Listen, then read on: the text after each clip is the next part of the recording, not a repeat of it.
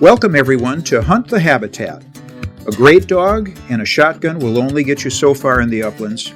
In this podcast, Ann Jandernaw helps us to attain a more in-depth understanding of the birds we love to hunt, their habits, their habitat, and how those change through the year and through the hunting season. Hunt the habitat, find the birds.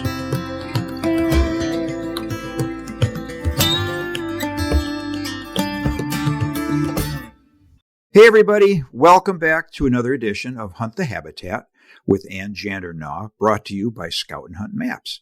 I'm Steve Blazer, and Ann, once again, this is getting so repetitive, we're opening with weather. I think people are thinking, what the heck is going on in the upper Midwest? Southern Minnesota and the northwest part of Iowa are making national news. Yeah. But we had a storm of biblical proportions come through. Yes, we did. Here's the deal with this storm. Mm-hmm. My dog, which is like the barometer, sensed it 2 hours beforehand. And she was wound up. And if Indy knows that it's coming, that means it's going to be a whopper. And it was one of these types of storms that it was nonstop lightning for almost 3 hours. Yeah, it was something. It kind of swooped down from northwest part of the state up around your area, and it came down into our area. I'm kind of on the not too far from Lake Michigan, near Sheboygan. Mm-hmm. And yeah, you could watch it track down the state. It hit our area about 4 a.m. and I woke up because I saw a flash in the window. And it was a hot night, and we had a fan in the window. And I looked up, and I looked to the northwest, and it looked like somebody was recording the 1812 overture up there. It was just impressive. And I went back to bed. Okay, yeah, when it gets here, it gets here. But not long after that, one of our dogs, so our two dogs sleep in the bedroom with us, but they have beds. They don't sleep in bed with us. One of them jumped in bed with us. It never does that. They don't do that. And she just buried herself between us, and the other one started nosing me. And they're like, Dad, get up. Something's happening, and I don't like it very much. Are they saying, take us to the basement? It was like that. And I'm kind of happy to say that I've had dogs that didn't respond well to storms in the past. They hid under furniture and things like that. These two don't do that. But when this thing came through, yeah, they definitely knew something big was happening. And you were talking about how the dogs react to the drop in barometric pressure. One of the things that's interesting about barometric pressure in dogs, I mean, of course, you see behavioral changes. You'll see a health change for like Indy, excessive drooling, and then she barfed it up. It's not like that. She usually pants a little bit, but nothing like this. I had to put a fan by the crate, cover the crate, and put that white noise there so that she would have that. And sensitivity levels, they vary from dog to dog, but the anxiety and the health conditions and things like that. And typically for a dog, 0.1 inches of barometric change is enough to trigger a behavioral response. And more pronounced changes like 0.2 barometric pressure change, you'll see the effects in a larger number of dogs. Mm-hmm. So like you had two. I had one. I mean, some of the boys were upside down with their feet in the air. They couldn't care, just sound asleep. It's like, well, what's all the problem? Yeah, wake me up when this is over. Sort of the attitude they take. So it is interesting because now we had a lot of straight line winds in different areas from here to Medford. Mm-hmm. It wasn't that we got so much rain. 1 inch out of a storm that lasts 3 hours. That's it. But the winds were something else. And when these booms of lightning, it would shake the building. It was intense. One of the things that you look at is moderate thunderstorms will usually have a drop of 0.1 to 0.2. A severe thunderstorm can be 0.2 to 0.3. And then extreme thunderstorms can exceed 0.3. And the stronger storms are the ones with the updrafts and the downdrafts typically cause the most significant pressure change. Sort of what we had, because they had straight line winds quite a bit down south of me. It was a big deal. It was just freaky. It was something that you'd probably see in some Hollywood movie of the end times or whatever you want to call it. And it looked like something from some alien movie. And the lightning, for me, it got to a point everywhere you looked, it was lightning. And it was finger lightning and boom, boom, boom, boom. So I don't know if there's an answer to this, but again, many of us have dogs that do react when a storm's coming in. And is there anything we can do for the dog? I mean, in our case, I've had other dogs where we just let them into their kennel. I think what you do is when there's that anxiety level, what I do is I cover the kennel and put a big box fan in front of it. Okay. And it circulates the air. It almost gives it its own environment. And if it is warm, it's going to need that air anyways. Sure. But then you got a noise of that box fan. I usually put on medium. And you're creating a den in a comfort area.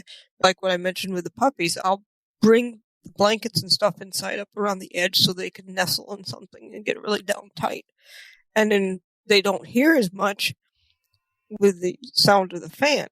If it's really bad, do a fan and radio combination. Something also that you can do for those dogs that are sensitive with fireworks as well. We're getting to that time of year, aren't we? Yeah, it's just around the corner. Where did time go? Yeah. Well, it's summer, officially. We're into summer now. Yeah, it went quick, and we're going to be hearing more and more fireworks in the next week or two. Say, for instance, my dogs and I were out in the woods. And if we took them in town, they'd be a little bit like, what the heck is going on? Because it was such an extreme change. So you got to think about, you're taking the dog someplace that maybe it's not familiar to it. You would think your dog shouldn't react, but how many changes are you doing to that dog? New people possibly, new place possibly, fireworks. And there's a lot of dogs that, as we would say, are bulletproof. But there's other dogs, maybe has a little bit of an anxiety issue, that can all compound it. Because you've thrown too many changes to that dog in one short period of time. So just watch for the signs, the drooling, the pacing, the stuck to you like glue type thing. Bring what you need with you so that you can create a nice environment for that dog. Don't stick the dog in the bathroom of whoever you're visiting, because I'll guarantee you the shower curtain will be down. They'll be in the bathtub with the shower curtain and soap all over the place, and you better hope they don't eat the soap. I actually saw that. Oh, no. My mom came down to visit me, and they had a big Gordon setter. But the dog let itself into the bathroom and got so upset it chewed on a bar of Dove soap, knocked the curtain totally down, and was laying in the bathtub. Comatose. Looking like, I have no idea how this soap got into pieces, and we're waiting for it to get sick. It never did get sick, so we found a lot of chunks all over the place. We were still finding chunks a couple months later that we thought we had everything picked up. What's kind of wild, and I'm positive a bunch of our listeners have experienced this, is when you're in a pop-up camper or in a truck camper or even a tent, worse yet, and you're with your dog. And those of us that have one dog or two dogs, a lot of times they sleep with us in whatever we're sleeping in. And then you have a storm come through. It's just loud. And of course, the rain on the tops of those things sounds like a machine gun because it's aluminum. And then you get the crashing thunder and you get all the other stuff. And it's like an echo. Oh my gosh. Yeah. And the dog just, especially if you've got one of those dogs that reacts to storms, it gets interesting. We've talked a lot about weather in the Midwest, and we've talked a fair amount about weather out east, but we really haven't talked too much about the western part of the country, the quail belt, the pheasant belt, Sharptail area. Sure. Well, let's roll into that. Yeah, what's happening out there? Well, I'm going to use two different applications. One's veg dry, which is a combination map of what's wet and what's too dry and where droughts are coming in. And then, of course, I'm going to use the drought map. So out west right now, it's starting to get more dry to the west in South Dakota. There's a couple little spots in North Dakota in the southwest and the south central, but the rest of it looks either perfect, near normal, or just unusually moist. But you drop down into definitely South Dakota, you get west of the river. In the northern, if you took the middle part of South Dakota where the river is, and halfway from the southern border to the northern border of North Dakota, it's like the upper half or the northwest part west of that river has quite a bit of drought. And then the area in the southwest and the northeastern part of Wyoming has some pretty good drought going on. Now, in Nebraska, there's very little, and it's either perfect or just a tiny bit of pre-drought or unusually moist, which is no big deal because that can change in 2 days.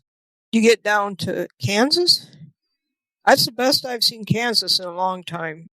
Kansas and Nebraska just need a break. Right now, it looks good. I bet the corn crops are looking great out there. And Kansas actually looks better than Nebraska. Now, the northeast part of Nebraska's got that just moist thing going on. In the southeast of Nebraska, by the major river there, that has just sort of like a pre-drought going on. And then the part of Nebraska that connects to Colorado, that's pre-drought. But those grasslands seem like they're in really good shape. And in Kansas, little pre-drought going on in the western, but I would say where Hayes and Salina and north of that area, they both look pretty good going right into July. Northern part of Texas to the northeast and central, just slightly moist. Oklahoma's got a little bit of pre-drought going on, and where the grasslands are, the Black Kettle, mostly pre-drought. The worst area in all of the U.S., the eastern part of Wyoming, the southwest of South Dakota, and a spot in the very western part of Nebraska, just a small little piece, but then you go to western Montana and you go into Idaho. There's some problems there. Colorado overall looks really good.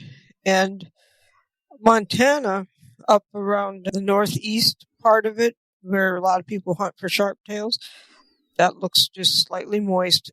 And then east of the Mississippi, Wisconsin looks good, just a little bit moist. Excellent. And yeah, I mean, so this is a good year for majority of the birds. And coming out of a mild winter, where the hens should have been in really good shape. They were not stressed this winter. And I know I've talked with a few forester friends, and they're seeing decent-sized broods in the different areas that they have been. So that's all good. And yes, there's plenty of mosquitoes. We should have fat birds. Yeah, there's no shortage.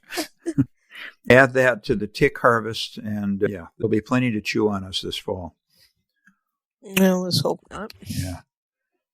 So, what are you doing with your puppies now? So we've got them all except for one. That pup just came in today. But everyone is collar conditioned. Everyone's coming like they should. Yeah, once in a while there's a little snafu, but nothing. They're puppies. And what I do is I don't start out by putting birds out. I start out by putting scent out. I'll put some birds down.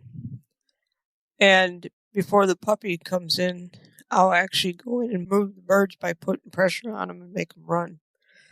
And the other thing you have to realize, I don't use pigeons. I do use quail.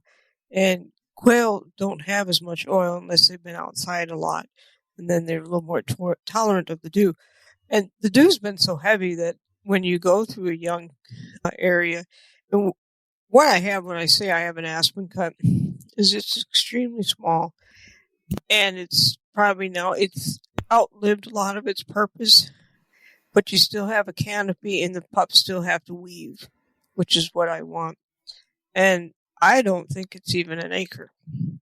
Now, other parts of my property, there'd be a place that I would definitely run into birds, but not here. So I actually can go take the pups, and they have their own kennels, and then they're in a fenced-in area, and I just let them out, walk to the northeast corner of that fence, open the door, and we're right there. We're right in the woods within a minute. So if it's hot, I can get to where I need to go very quickly with the puppies. Mm-hmm. What I'm doing is I start out first by taking them through the woods, and it doesn't take long for them to say, okay, she always turns off here and goes in the woods. So now they're starting to go in, and I add to new places to that. But now they're coming in there and they're like, whoa, what is that? Meaning the quail was there. It built up scent, but I scooted it away so that the puppy doesn't turn to sight pointing if the bird doesn't fly, or as they say, it runs. I want to make sure I have plenty of control on the pups. If I needed to get them back, I can get them back. But if you want to create an exception to the rule, let it find a quail and have it flush, and then it sees it going down, goes down, and then it chases again and again, and then you can't catch the little buggers. Yeah, well, you're totally getting soaked because you're bouncing off of aspen trees, and it's like you shake the tree, boom, all the water comes down.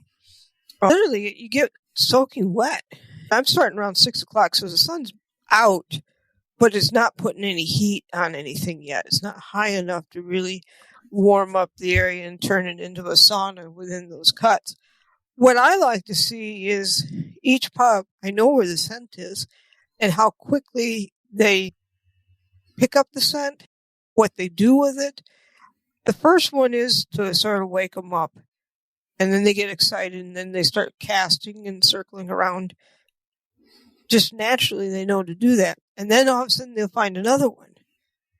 And then you see them start to slow down. And I'll put them about 80 to 100 feet apart. And they go off the trail into the woods. Then they work through the woods. They find a little tiny bit of scent.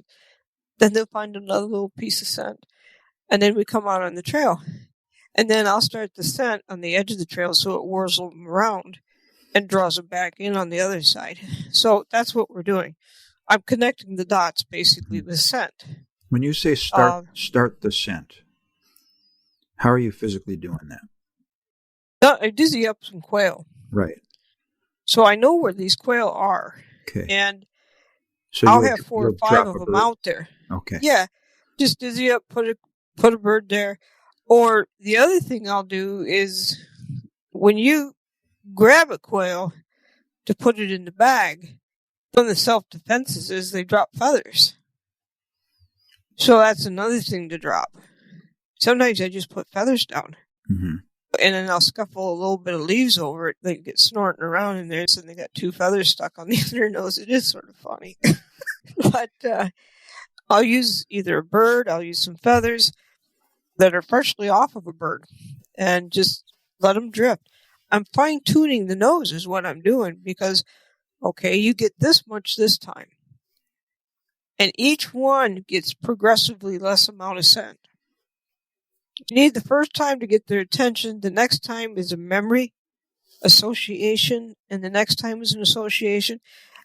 But then you start weaning down the amount of scent. It teaches them to start to work off of less scent. Because they're stalling. What I'm saying stalling is that they're slowing down, and they're really interested in that. And now all of a sudden they go to, wow, that's cool. I like that. And then it's like, oh, here's another one.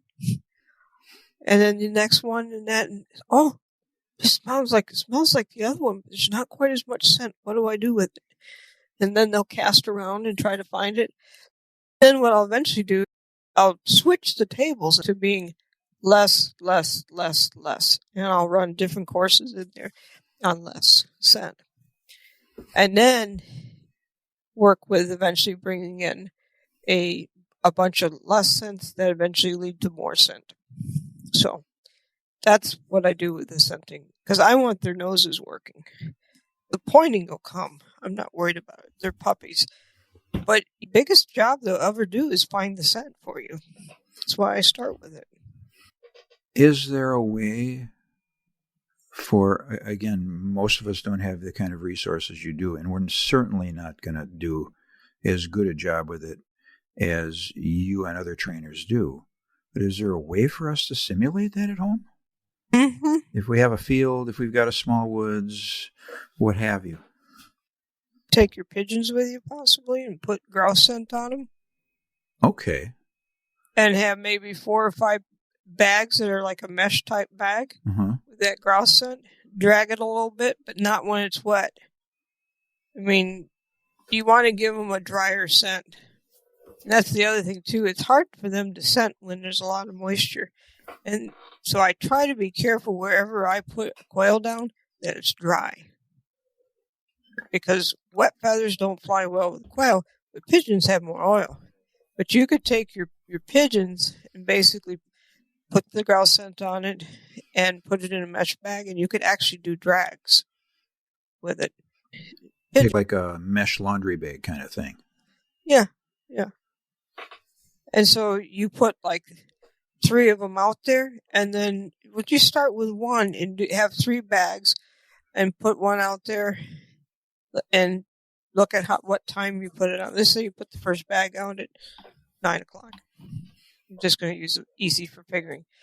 And you let it sit there. Then the next bag, you've got it at about 5-10 minutes later.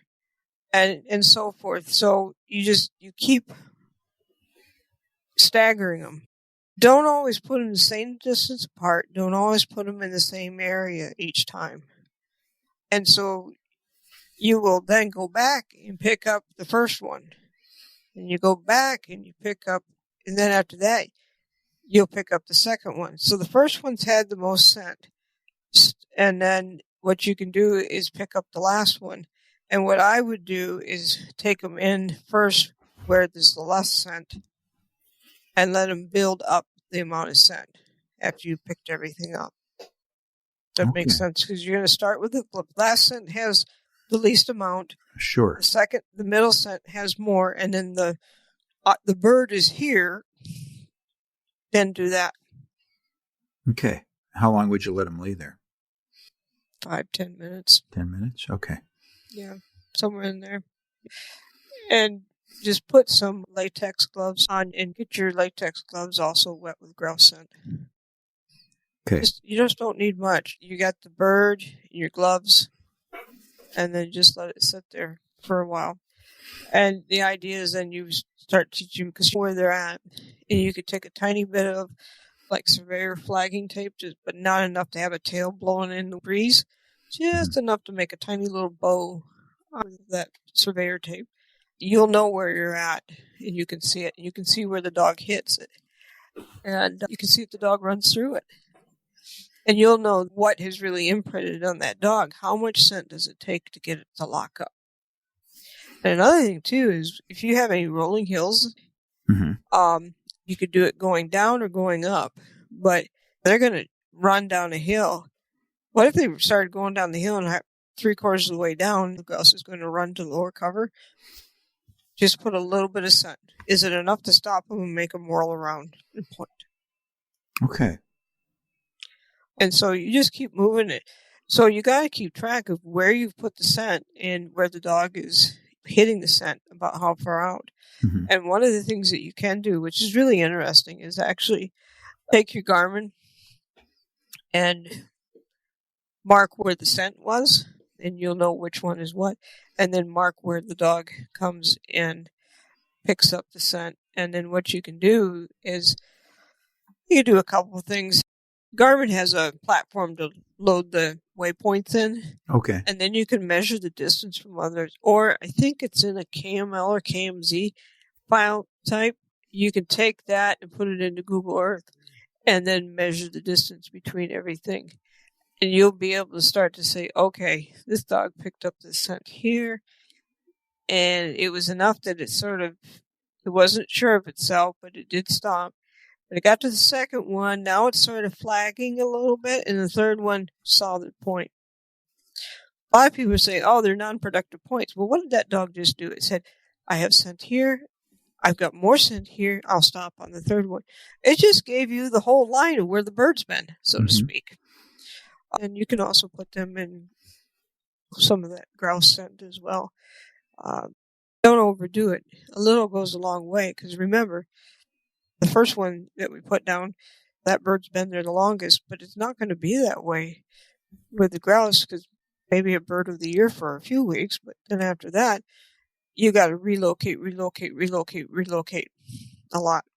Because once they're pressured, they start moving. So, does that make sense? It does, and it's great advice, because what many of us have access to is pigeons. We don't all have the ability to get quail. And in your case, you've got the property where you can push the quail out of a given area because you don't want your dogs chasing and catching quail. Right. Many of us don't have that. Most of us, I would dare say, don't have that. So the ability to work with pigeons is really helpful. It's not that quail. I just happen to like them. And yes. I've had the pigeons, and I know chuckers would be really good for relocating because they're nice, but they're too blasted expensive.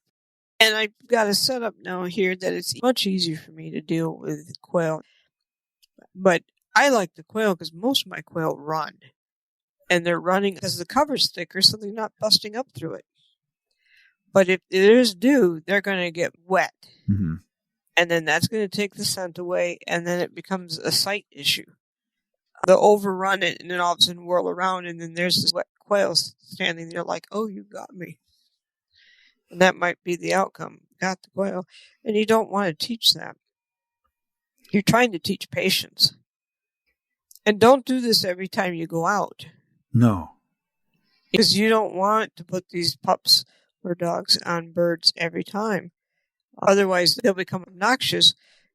Your woe training could go out the door, and they'll end up running a pattern because they remember the pattern. I mean, I've had sled dogs when I've been racing that they went and changed the turn that we took, usually at such and such a point, and moved it about 300 feet down the road. I can remember times I had my teams pile up, and it was because of an old turn the year before.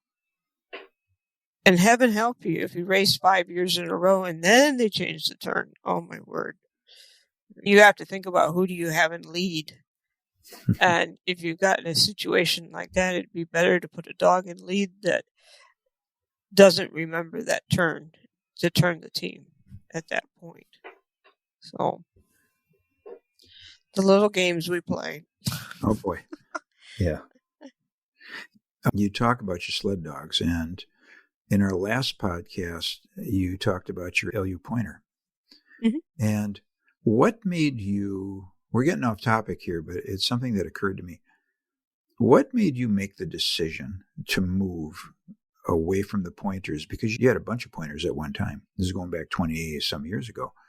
And you made a conscious decision to go to the setters. And I know you went through different lines of setters, but you made a decision to go that way. And I'm curious why you did that. Well, I'm not trying to put any dogs down. And I know it could be taken this way, but the COI. And all you have to do is look up COI or type in coefficient of inbreeding, pros and cons, and you'll understand where I was coming from. And I wanted a lower COI. It's not about how many champions are in a pedigree to me. You can have fantastic dogs with a very low COI if you're breeding performance as a working dog, not a field trial dog. It's very easy to have a low COI, and I just feel that some of the dogs in the pointers were a little psychotic. Not all of them. I mean, Bean wasn't and everything, but as a breeder, it just wasn't fitting for what I needed to do and what I wanted to produce. And the gene pools are not as big as we all want to think here in America. If I'm going to try to get a new bloodline, yeah, I could have gone to a field trial dog. But right then, there's a good chance 50% would have been like the Ryman Hemlock, and 50% are going to be like the Field Trail. Or maybe I'm lucky to get 2 or 3 that represent a nice even distribution of the breeding of that. But I stand a higher percentage chance of bringing in. I'm going to have some pups that are going to develop like a Field Trail pup, which will be fast, and they'll have that type of personality, and another pup that could be more like a Ryman Hemlock dog. And I think from the sled dog is where a lot of it comes from. The sled dog teams, I wanted every dog to make the team. And I want them to develop at the same pace. So when you cross a Ryman to a Field Trail, you got 2 different paces of learning. And you don't always get the average. You can get one extreme or the other. And that's just it. For me, I knew what I wanted. I'm not trying to criticize some of these other bloodlines because a lot of them are very dear to people. And I get that. You are proud of what you have. You're happy with what you have. But as a breeder, for me, this is my personal decision. I beat to my own drum, so to speak. I know what I want. I know the structure type of the dog I want. I know what I want for balance in the dog, for gait in the dog, personality. I know what I want. And I know what I want for how quickly I can train up a dog. Because the longer you have to hold on to a dog, the more money outlay you have. And I think it's better for the dog to go into a home as soon as it can. But I've also taken the responsibility that one of the things I see is that you have to help the owners. And I don't have any problem with that because the better they can handle the dog, the better off the person is with the dog. They're going to have a much more enjoyable time. And it was hard. Some of my pointers were extremely fast. It took a more advanced person. And the Ryman Hemlock were easy to handle, but I needed more diversity in the bloodlines. And then when you do that, you bring in the Field Trail. Not all Field Trail's bad at all. I like a lot of the old lines. But the thing for me, and it'll be to the day I die, is COI, coefficient of injury, because of autoimmune, because of reproductive issues, because having a lot of times, not all the time, but a lot of times you have a higher potential of having a dog that's like, just doesn't turn it off type thing. And so, like I probably mentioned before, I had a breeding program that I could make up hypothetical breeding. I could go 4 or 5 generations out or 6 generations out and know how much of a repeat I'm getting in that cross and would it work. My COI jumped extremely quick, and with about 4 breedings out, I was back in the corner again. So you are still crossing with European lions even to this day. You're bringing in those genes, correct? Yes. In the beginning, I had to do a few crosses with the U.S. lines because I didn't have enough females. And one of the females just never really came into heat like I wanted her to. She eventually did. I only got 1 litter, but I had more males than females, so I had to do something. I said to myself, if I'm going to have to deal with the public, those dogs mean a lot to anyone who gets a puppy or a started dog. They got to be able to easily handle them. And then on top of it, that dog needs to turn it off in the house. I just don't want people calling up and having problems because I tell you what, it rips me up inside. It's not worth it to me. I'm not saying I have figured out the perfect solution, but all that I care about is that it works. And it doesn't have to work for everyone else, but I've taken time and I've brought in a total of 16 imports here in the last 11 years. So I brought in a lot of dogs. And the reason is I want diversity in the kennel, and that for a long time I can keep doing my crosses without having to keep bringing things in from overseas. And one dog is not enough to change a bloodline. I will say that. It'll help a bloodline, but it's not enough to change it completely. So. Got it. And once again, I'll say I'm not trying to tick anyone off by what I say. It's just you ask the question and try to be honest. But every breeder out there has their goals and their opinions. So it's neat to hear somebody's philosophy on what they're trying to do. Well, you're dealing with people's lives. Mm-hmm. That's the thing. Now, with that being said, strive very hard to keep my pups extremely calm. What's different here with me, they're not out in the garage and then I go see them and come back in and I'm right there. My office is there. I raise them upstairs in the bedroom. And I got a big bedroom, so that makes life a lot better. I can be working on my maps either upstairs or downstairs. Doesn't matter. I have desks set up, and all I got to do is move the computers. So I will set everything up to be on one floor primarily when it comes to the pups. I hear one squall at night. I grab the flashlight, shine it over there, and I can see what's going on. I have motion sensor lights in the whelping box, so I know if anyone's up. Let's put it this way. I think a feather could hit the ground and I'd probably jump, thinking something was wrong with those pups. But I'm with those pups like 97% of the time or more. For the first 2.5 to 3 weeks, I rarely go anywhere. I'm just with them. So I know, and other breeders do, they know when the pup leaves, you're getting a clean slate. That's important as far as behavioral issues and things like that. And so when a pup comes back hyper, it's not on the breeder. It's on the person that's had it. And what's going to happen is the trainer's got to fix it.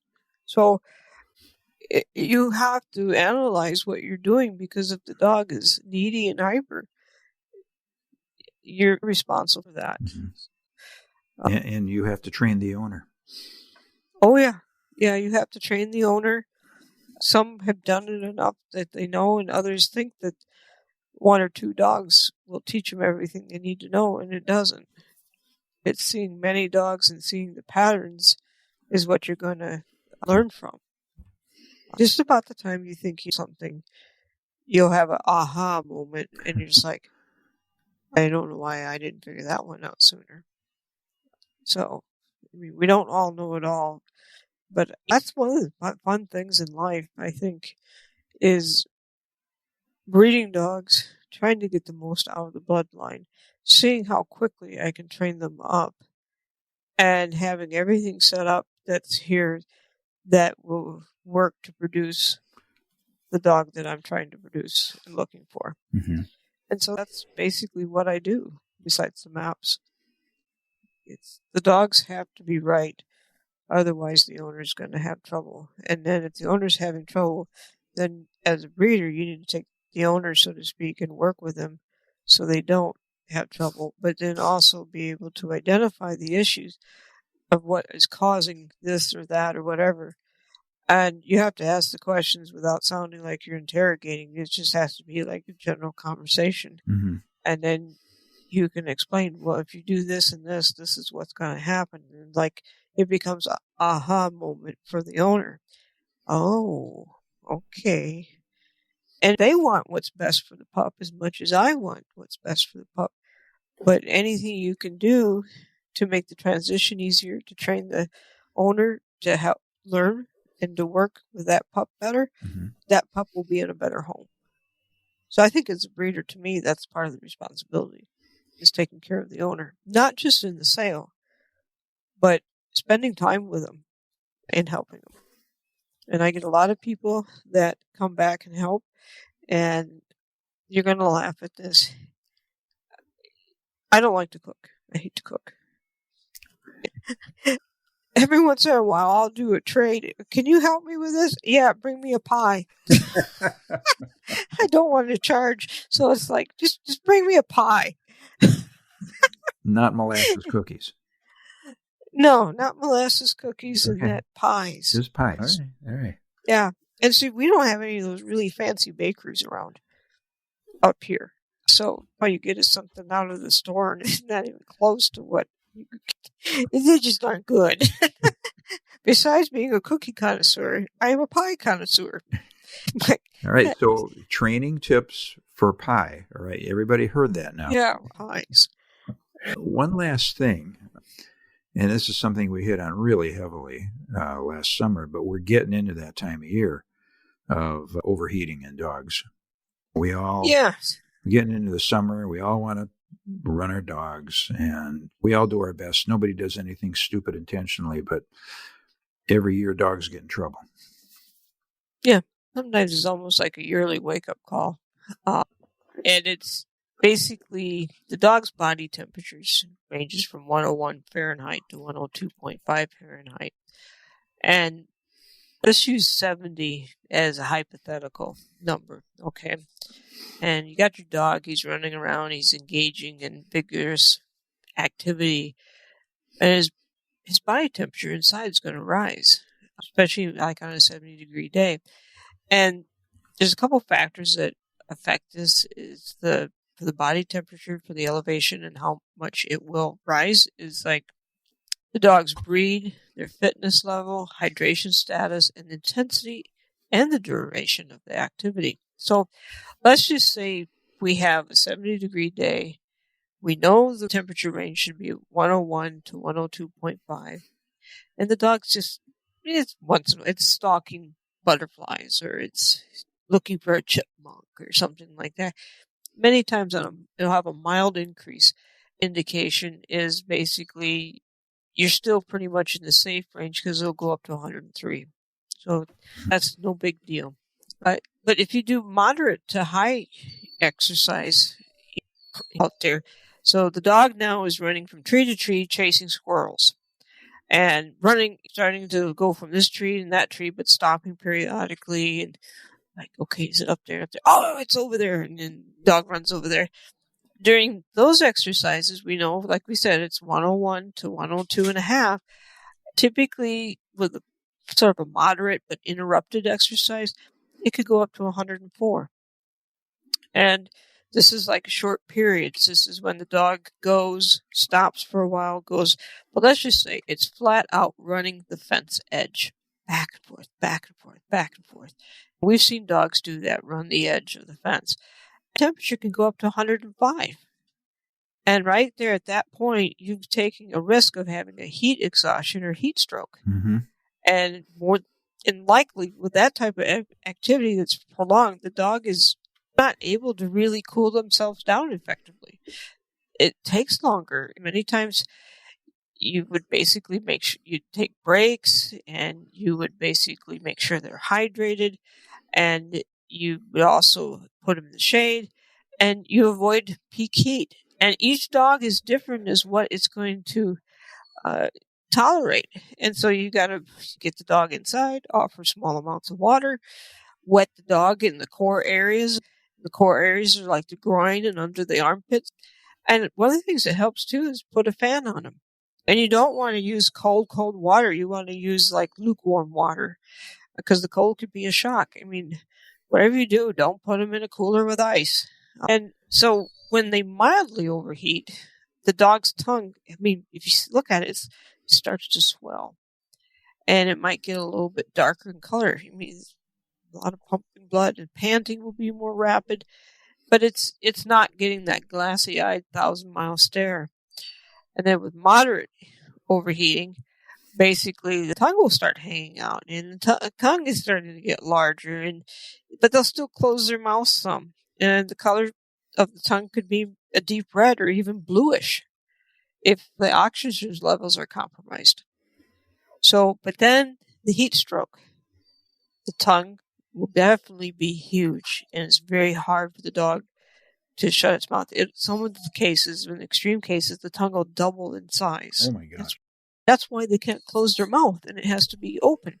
And what good is a dog with an open mouth, because it needs to close its mouth to scent? And the color can get extremely dark red or purplish.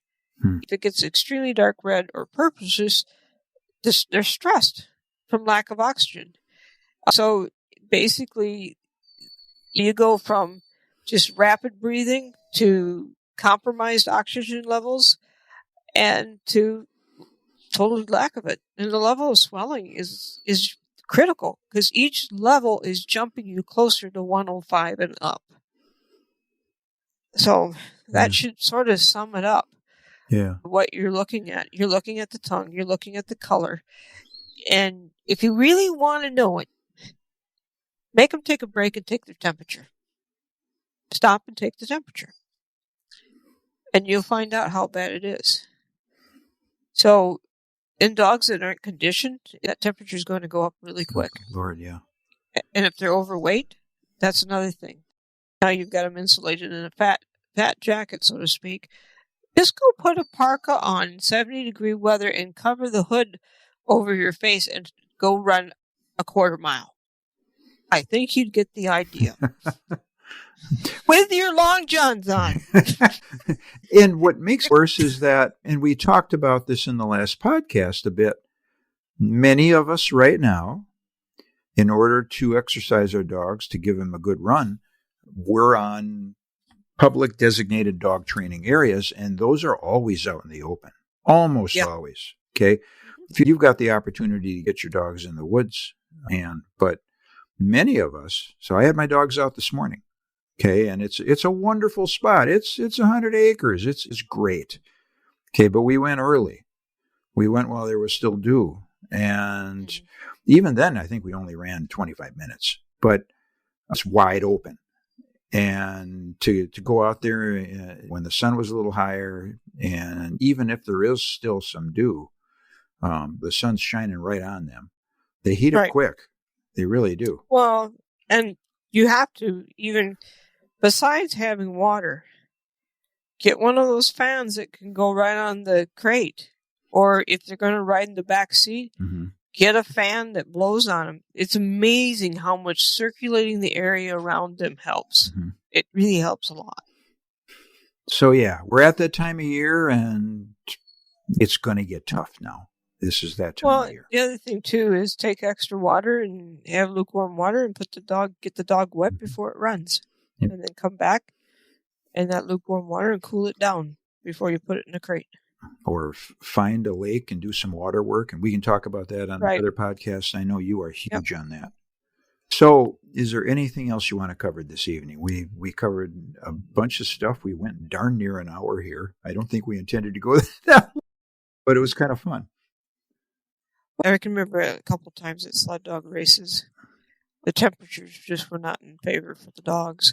The snow was slush and messy, and I always felt if it's like that and I'm going to see my dog struggle, I'll wait and race another day. People thinking that I was nuts that I wouldn't run them, but I'll tell you what, I hate to see a dog struggle. And not for my enjoyment either. I'm supposed to be enjoying watching this? I don't think so. I can't. But you got to recognize anytime there's a stress on your dog, you learn the signs and what to watch for. Because the more in tune you are with that dog, the better you can take care of that dog. All right. Well, thank you. Again, great information, and it's going to become more and more important as we progress through the summertime.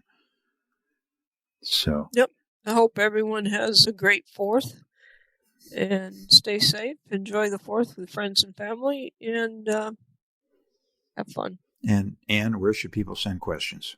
Go to mobilehuntingmaps.com, tap on Upland, go down to the podcast, and there's a form there. But you can also go to the contact form on how to reach us and send the question as well that way. And you can ask what kind of pie Ann likes so before you send your pie. No, I'm not trying to bribe people for a pie off the internet. All right. And don't forget Scout and Hunt Maps, offline all the time with the information that you need to be successful. And always remember to hunt the habitat. And thank you. Thank you, Steve. All right. See you next time.